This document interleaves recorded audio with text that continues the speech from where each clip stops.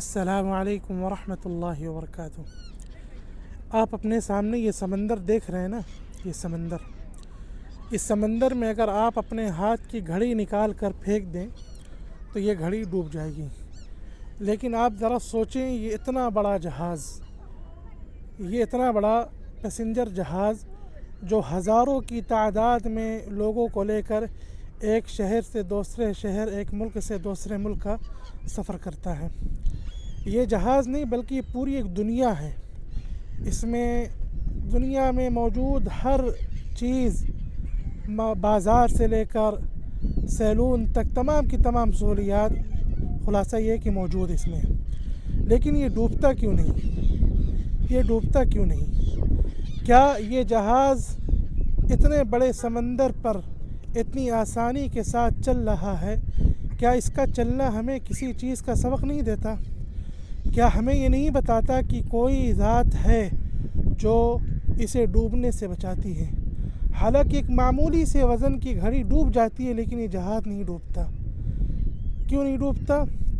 اس لیے کہ قرآن مجید میں اللہ تبارک و تعالیٰ نے آج سے پہلے ہی ہمیں بتا دیا تھا کہ یہ وہ چیزیں ہیں جو میں تمہارے سامنے بیان کر رہا ہوں بطور انعام و احسان کے اور اپنی قدرت کے مظاہرے کے لیے، کہ تم دیکھو اور ان چیزوں کو دیکھ کر مجھے پہچانو۔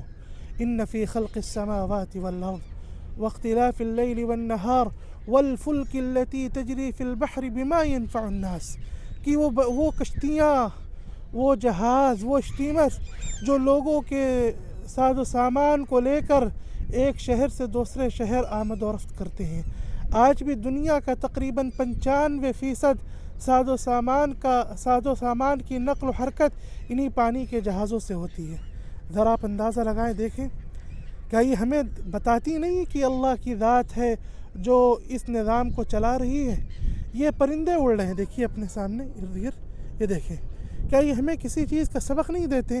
آج اتنے ترقی یافتہ دور میں جہاں ہر چیز اللہ کے وجود کا چیخ چیخ کر اعلان کر رہی ہے، بتا رہی ہے، کل شیء لہ آیۃ تدل علی انہ واحد، لیکن افسوس کی بات یہ ہے کہ آج کے اس ترقی یافتہ دور میں بھی ایک بڑی جماعت، ایک بڑی تعداد ہے، بڑی ایک دنیا ہے جو خدا کے وجود کا انکار کرتی ہے اور اپنے اس باطل نظریوں کو لوگوں کے ذہنوں میں پھیلاتی ہے، ڈالتی ہے۔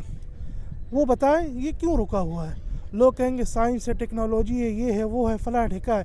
بہرحال سائنس ٹیکنالوجی انسان کی ایجاد ہے۔ انسان کو کس نے پیدا کیا؟ انسان کا یہ ذہن و دماغ کس نے چلایا؟ یقینی بات ہے کہ اللہ نے چلایا ہے۔ اللہ وحدہ لا شریک لہ، جو ہمیشہ سے ہیں، ہمیشہ رہیں گے، جو اپنی ذات و صفات میں واحد و یکتا ہیں۔ ذرا آپ دیکھیں،